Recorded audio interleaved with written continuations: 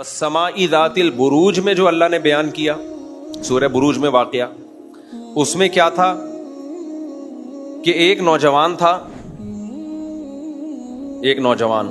बादशाह ने कहा, जादूगर से ना, बादशाह लोग उसके जादूगर थे जो लोगों को उल्लू बनाता था, तो इससे बादशाहों के मंजन भी बिकते हैं। अब जो बादशाह था ना, उसने क्या किया, उसने कहा कि जादूगर को बुलाया, फूको वाली सरकार जो उस जमाने की थी, क्योंकि वो भी शोबते दिखाते हैं ना, ये भी देखो हड्डी टूटी हुई थी हमने जोड़ दी, लंगड़ा था एकदम सीधा चलना शुरू हो गया, तो ये सारे शोबते होते हैं, जादूगरों के पास होते हैं शोबते। तो बादशाह ने जादूगर को बुलाया और कहा कि जादूगर ने कहा कि देखो मैं मरने वाला हूं, तो आप कोई बंदा दे दो जिसको मैं ये जादू सिखा दूं, यही शोबतेबाजियां, कोई नौजवान दे दो, जवान खून हो, ताकि कुछ अरसा चल तो सके ना वो, तो आपकी के काम आएगा, ये मंजन दबा के चलता रहेगा आपका। तो एक नौजवान को बादशाह ने दे दिया, किसी घर गरीब फैमिली से लिया होगा, भाई इस बेरोजगार है, इसको सिखाओ। ये सही हदीस से ये मजमून साबित है जो मैं बयान कर रहा हूं सूरह बुरूज की तफसीर में।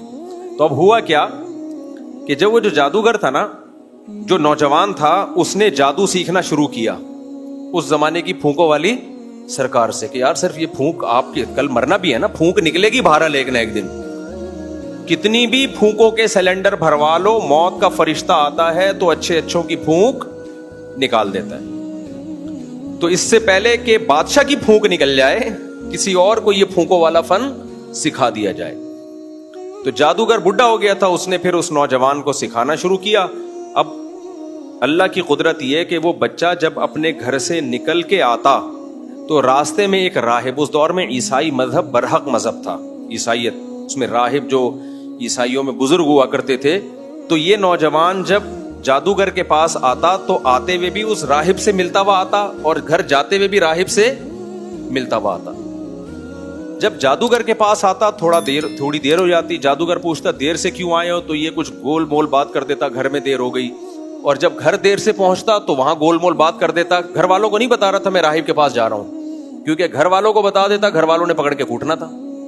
घर वालों ने फूंकों वाली सरकार के पास भेजा है और आप मुफ्ती तारिक मसूद साहब के पास आ रहे हो बीच में सरकार के खिलाफ बातें सुनने के लिए, तो घर वालों को गुस्सा आएगा कि नहीं आएगा।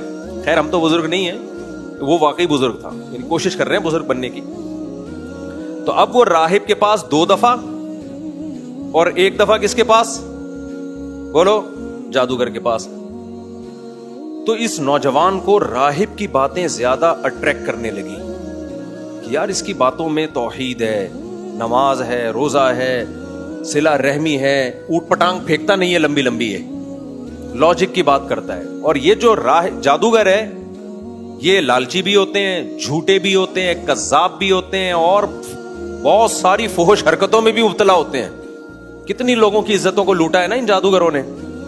तो मैं क्या बात कर रहा था, हाँ, तो वो जो नौजवान था इस जादूगर के पास आता और जादूगर इसको यही फूंकों वाली सरकार बनाने की कोशिश करता। तो नौजवान को अंदाजा हो गया कि ये झूठा मक्कार, ठीक है मैं ये फन सीख लूंगा तो पैसा तो कमा लूंगा, बादशाह का कुर्ब भी मुझे मिल जाएगा, लेकिन सही बात किसकी है, राहिब की, जो अल्लाह वाला है, नेक है, तहारत है, पाकीज़गी है। तो ईसाई मजहब पर उसका दिल आ गया कि भाई ये ठीक है।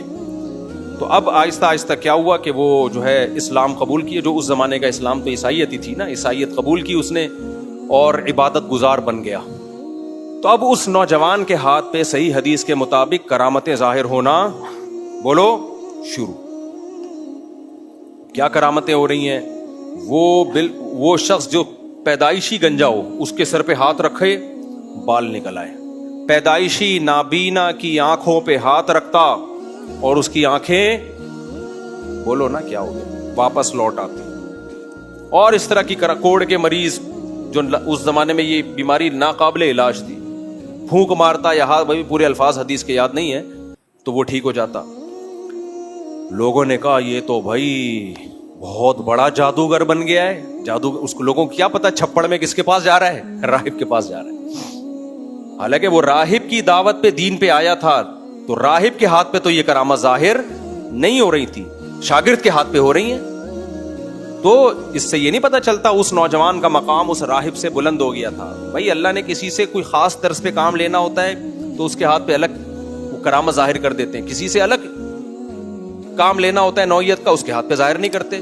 جیسے سلیمان علیہ السلام کے امتی کے ہاتھ پہ کرامت ظاہر ہوئی کہ تخت آ گیا سیکنڈوں میں, سلیمان علیہ السلام نہیں لے کر آئے, نہ لا سکے وہ. تو اب کیا ہے کہ اس راہب کے ہاتھ پہ کیا بھائی لوگ ٹھیک ہو رہے ہیں, لوگوں نے کہا بھائی یہ تو بڑا پہنچا ہوا جادوگر بن گیا ہے, اب آؤ جی میرا یہ کام کر دیں, میرا یہ کام کر دیں. وہ تو پھونکو والی سرکار سے بھی کیا ہو گیا, آگے نکل. وہ نوجوان چونکہ ایک نمبر تھا, اس نے کہا نہیں بھائی یہ کوئی جادو نہیں ہے, اور یہ میں کر ہی نہیں رہا, یہ کون کر رہا ہے, اللہ.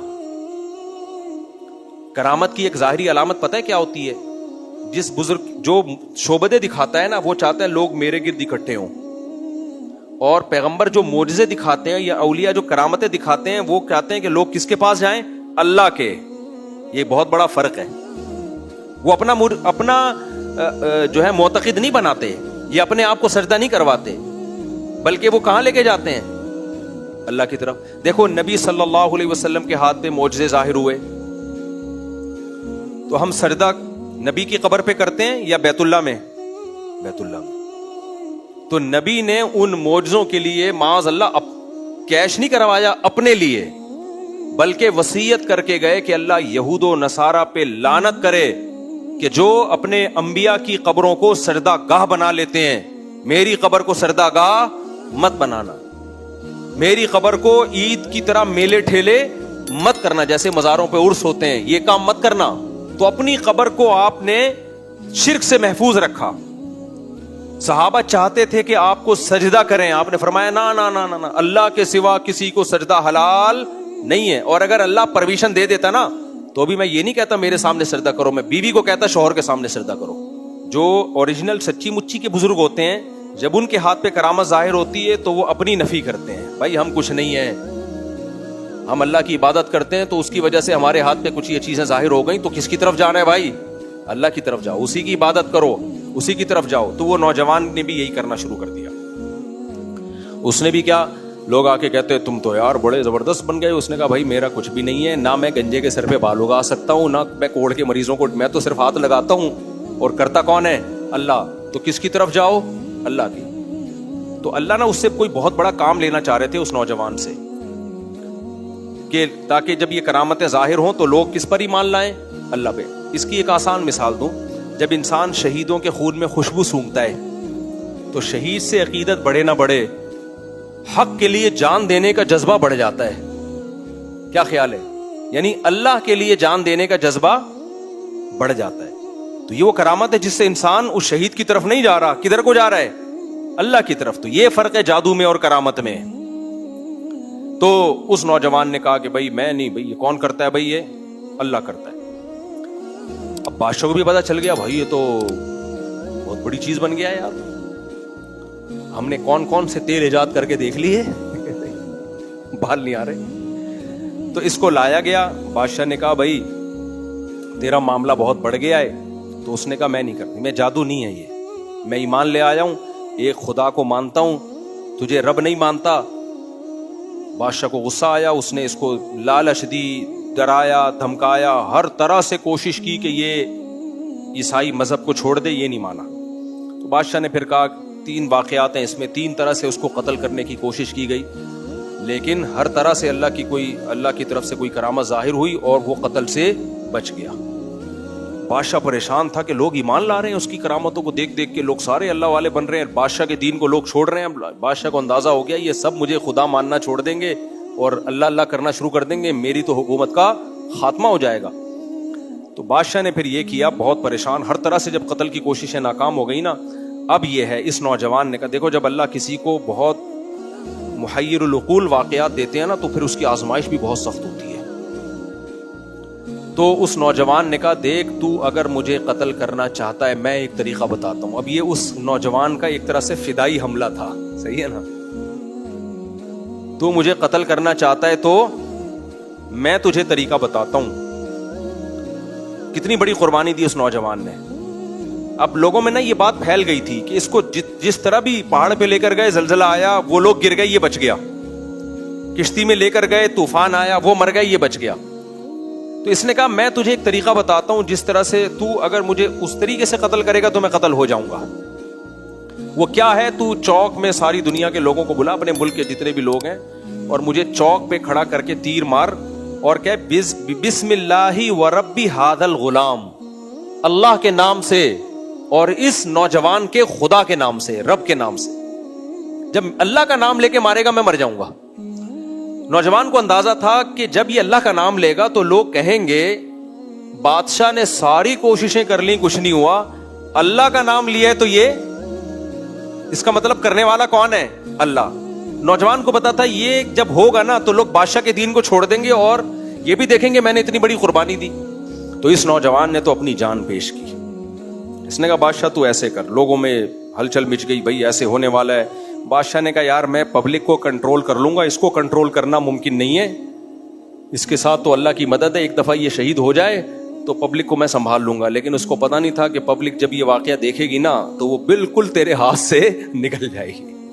قربانی یہ نوجوان دے رہا ہے. تو اس کو کسی ستون پہ لٹکایا گیا اور بادشاہ نے اللہ اکبر بسم اللہ و رب ھذا الغلام, اللہ کے نام سے اور اس غلام کے رب کے نام سے, جب یہ تیر چلایا تیر اس کی کنپٹی پہ لگا اور یہ اسی وقت شہید ہو گیا. ایک بعض روایات میں آتا ہے حضرت عمر رضی اللہ تعالیٰ عنہ کے دور میں اس کی قبر کھولی گئی تھی تو تیر کا جو زخم تھا وہ ہرا تھا اور اس سے خون بہ رہا تھا. شہیدوں میں بہت ایسا واقعات ہوتے ہیں کہ 10 سال کے بعد قبریں کھلتی ہیں, جسم بھی سلامت ہوتا ہے, خون بہ رہا ہوتا ہے. یہ کامن ہے شہیدوں میں, بہت ہوا یہ واقعہ. وہ شہید ہوا جہاں اس نے شہادت پائی ہے, سب لوگ اشہدو ان لا الہ الا اللہ و اشہدو ان عیسی ابن مریم روح اللہ, جو بھی اس زمانے کا کلمہ تھا وہ سارے سیدنا عیسیٰ پہ ایمان لے آئے, سارے مسلمان ہو گئے, جو عیسائی مذہب انہوں نے اختیار کر لیا. اور اس وقت عیسائیت میں توحید تھی, عیسائی حضرت عیسیٰ کو اللہ کا بیٹا نہیں کہتے تھے. تو اب کیا ہوا ہے جب یہ سب ہو گیا تو بادشاہ نے کہا یہ کیا ہو گیا, اے کی رولہ پہ گیا, چودھری سٹا لے گیا. پنجاب میں نا الیکشن جب تھے تو کوئی اور جیت گیا, چودھری صاحب جیت گئے, محنت کسی اور نے کی تھی, تو اس پہ یہ پنجاب میں شعر لکھا ہوتا تھا اے کی رولہ پہ گیا, چودھری سٹا لے گیا. تو بادشاہ نے کہا اے کی رولہ پہ گیا, یہ تو چودھری سٹا لے گیا, کوشش میں کر رہا ہوں اور فائدہ کون لے گیا, یہ تو نوجوان کا دین لوگوں نے قبول کر لیا. تو بادشاہ لوگ کیا کرتے ہیں ایسے موقع پہ, ظلم کرتے ہیں. تبھی یہ جو لوگ کہتے ہیں نا خلافت, بھائی کچھ چیزوں میں بادشاہی نظام اچھا ہوتا ہے, کچھ میں جمہوری نظام اچھا ہوتا ہے. بادشاہی نظام یا کوئی خلیفہ ہو وہ جب اچھا ہوتا ہے جب وہ نیک ہو, پرہیزگار ہو, شریعت کے مطابق چلا رہا ہو. لیکن اگر اس کی کھوپڑی گھوم گئی نا تو وہ جو ظلم کرے گا نا وہ ایسی کی تیسی کر دے گا. جمہوری نظام میں کچھ آواز تو اٹھا سکتے ہو نا, ایک آدمی کے پاس پاور نہیں ہوتی. خیر جی بادشاہی نظام تھا, بادشاہ سلامت نے آرڈر دیا اڑا دو سب کو. اور جو سرکاری تھے بادشاہ کے فوجی موجی, تو بادشاہ نے خندقیں کھدوائیں پورے شہر میں اور کہا کہ جو بھی ایمان نہ لے کر آئے نا اس کو اس آگ میں ڈال دیا جائے. تو لوگ فوجی اس کے پکڑ کے لاتے رہے, ایک ایک شخص کو آگ میں ڈالتے رہے. ایک عورت آئی جس کی گود میں بچہ تھا. عورت کو ترس آتا ہے نا اپنے دودھ پیتے بچے کو میں کیسے لے کے آگ میں چھلانگ ماروں. تو صحیح بخاری مسلم کی حدیث ہے, چند بچے جو ماں کی گود میں بولے ہیں نا ان میں یہ بچہ بھی تھا. یہ بچہ ماں کی گود میں بولا, اس کی بھی کرامت ظاہر ہوئی. لوگ کہتے ہیں مولانا زکریا رحمۃ اللہ علیہ کے والد ماں کی گود میں کیسے قرآن پڑھ لیا. تو ماں کی گودوں میں چھوٹے بچوں کے بولنے کے بہت سارے واقعات ہوئے ہیں کرامت کے طور پہ, بہت سارے نہیں تو چند واقعات ہوئے ہیں. تو جب عیسیٰ علیہ السلام کی امت میں ہو سکتے ہیں تو محمد صلی اللہ علیہ وسلم کی امت میں کیوں نہیں ہو سکتے. تو اب کیا ہوا کہ وہ جو بچہ تھا اس نے وہ ماں کی گود میں بولا اور کہا اے ماں گھبرا مت, یہ دیکھنے میں آگ ہے, حقیقت میں یہ جنت کا باغ ہے.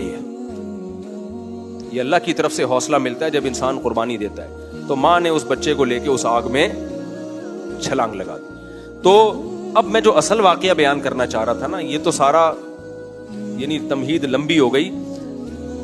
تو قرآن میں کہیں نہیں کہ پھر اس پر عذاب آیا بادشاہ پر, کچھ بھی نہیں. کیا مطلب, دنیا میں وہ سب کیا ہو گئے, ناکام. تو وہ ساری قوم جتنے بھی لوگ ایمان لائے تھے ہزاروں کی تعداد میں, وہ سب آگ میں اس نے جلا دیے. تو اب قرآن میں نہیں ہے کہ اس کا کوئی برا ہوا اس کے ساتھ, اللہ نے آخرت کی دھمکیاں دی ہیں. تو ایک عرب عالم نے اس پہ بڑی پیاری بات لکھی ہے کہ دنیاوی لحاظ سے وہ بادشاہ کامیاب ہو گیا, بغاوت کو اس نے, زبانی بغاوت, مسلح والی بغاوت نہیں, اس نے کچل دیا, کامیاب ہو گیا. لیکن کیا ہم اس کو کامیابی کہیں گے؟ بولو, ना ना, कुरान कहता है वस्समाई ज़ातिल बुरूज, वस्समाई ज़ातिल बुरूज, ये तो मैं हर फजर में पढ़ रहा होता हूँ, वस्समाई ज़ातिल बुरूज वल यौमिल वशाहिदी व मशहूद कुतिला अस्हाबुल उखदूद अन्नारी ज़ातिल वक़ूद। अल्लाह कहते हैं वो जो खंदके खोदने वाले थे ना, बादशाह और उसके फौजी, वो सब बर्बाद हो गए। इज़ हुम अलैहा क़ुऊद व हुम अला मा यफ़अलून बिल मुमिनीन शुहूद। वो ये तमाशा देख रहे थे, मजलूम, कमजोरों, बच्चों, औरतों को आग में जलता हुआ देख के तमाशा देख रहे थे, और बल्कि बादशाह के साथ इस जुल्म में शरीक थे। दुनिया तो कहेगी ये लोग बर्बाद हो गए, कुरान कह रहा है कौन बर्बाद हो गया? बादशाह और उसके फौजी, जो ये जुल्म देख रहे थे अपनी आंखों से। अंग्रेज देखेगा, कहेगा कहां बर्बाद हुए भाई, कामयाब हो गए, बगावत को कुचल दिया उन्होंने। तो इसलिए असल कामयाबी कौन सी है भाई? आखिरत की। असल किसकी कामयाबी है? जो आखिरत में मिलेगी। तो इसलिए हम कहते हैं कि जब आप कामयाबी के असबाब इख्तियार करते हैं फिर भी नाकाम हो जाते हैं, अल्लाह की नज़र में नाकाम नहीं होते, दुनिया की नज़र में नाकाम। तभी हमें हुक्म है कि हमने कामयाबी के असबाब इख्तियार करने। इसकी मिसाल ऐसे है, एक आदमी सेहत का ख्याल नहीं करता और अपने आप को अपने हाथों से तबाह कर रहा है, मर जाता है, गुनाहगार होगा। बच जाता है फिर भी गुनाहगार होगा। वो कह सकता है अल्लाह मैं तो 100 साल जी के आया हूं, अल्लाह कहेगा तूने कोशिश तो की थी 40 में मर जाए, ये तो मेरी कुदरत, मैंने तुझे बचा लिया। तो ये आखिरत में कामयाब है नाकाम? नाकाम। एक आदमी सेहत के तमाम असबाब इख्तियार करता है फिर भी मर जाता है, तो आखिरत के लिहाज से ये क्या है? कामयाब है, क्योंकि अल्लाह के हुक्म को इसने पूरा किया। तो इसलिए खूब अच्छी तरह समझ लो मेरे भाई, हमें असबाब इख्तियार करने का हुक्म है।